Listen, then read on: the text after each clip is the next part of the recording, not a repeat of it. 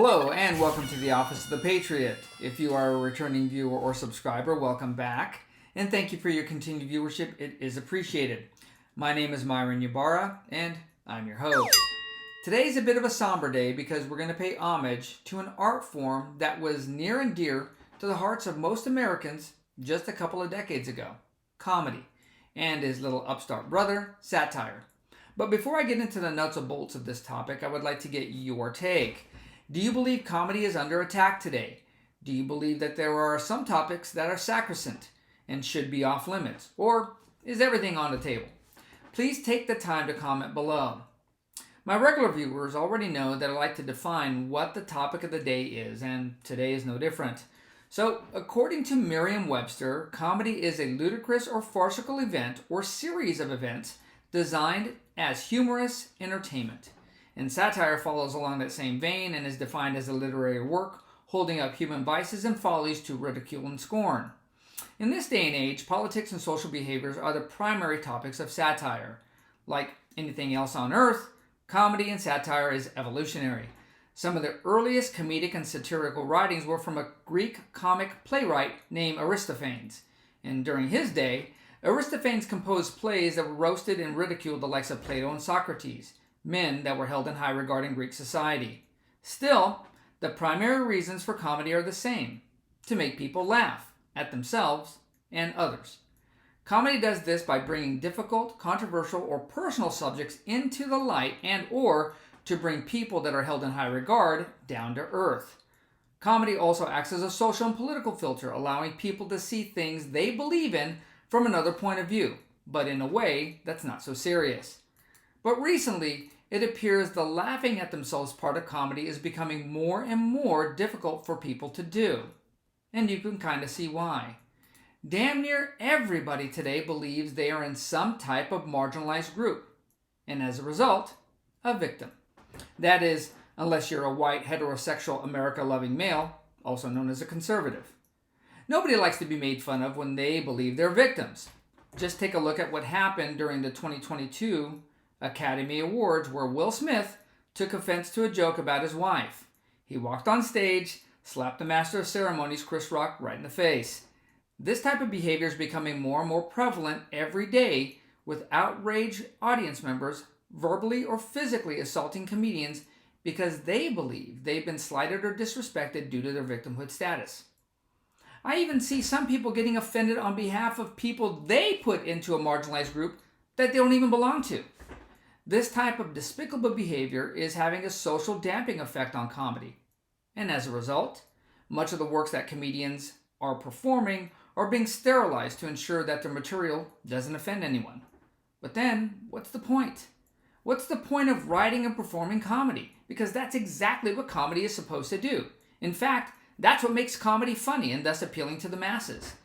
Comedians find chinks in the righteous armor that people shield themselves with, and when they view themselves as victims. And what type of chinks am I talking about? Well, primarily stereotypes. And we know stereotypes are simple beliefs of similarly situated groups that are based on observable traits, like jokes about Asians' affinity in STEM subjects. Those are loosely based on their high test scores in these areas as a group. But does that mean that all Asians are destined to be mathematicians or scientists? Nope. What about jokes about Mexicans liking tacos? Well, that kind of might be true. I mean, I'm Mexican and I like tacos. I love tacos. As a matter of fact, I don't think I know anybody who doesn't like tacos. But you get the idea.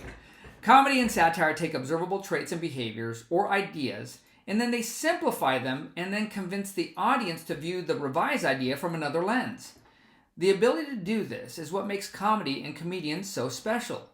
It allows people who may have vested themselves in an idea that they are absolutely certain of, but now along comes someone who breaks apart that idea.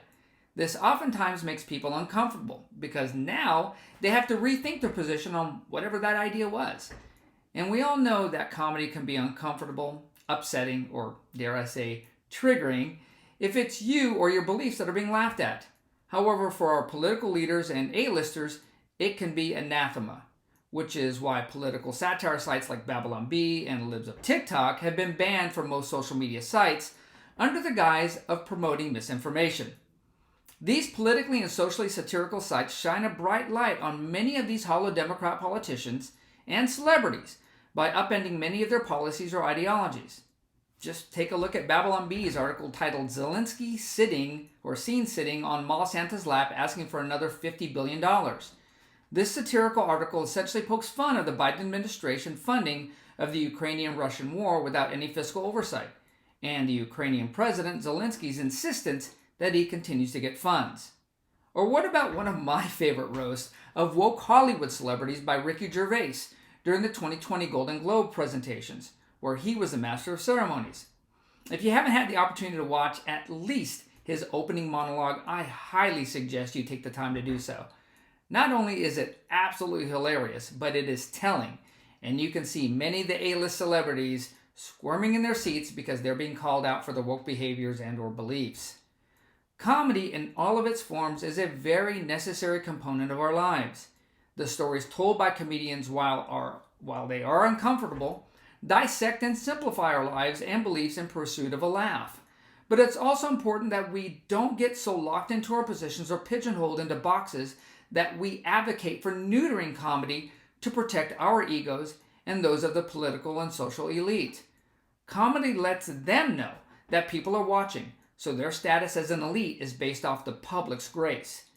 The sterilization of comedy for the sake of sparing your feelings, or in the case of political and social elites, maintaining power, is akin to throwing out the baby with the bathwater.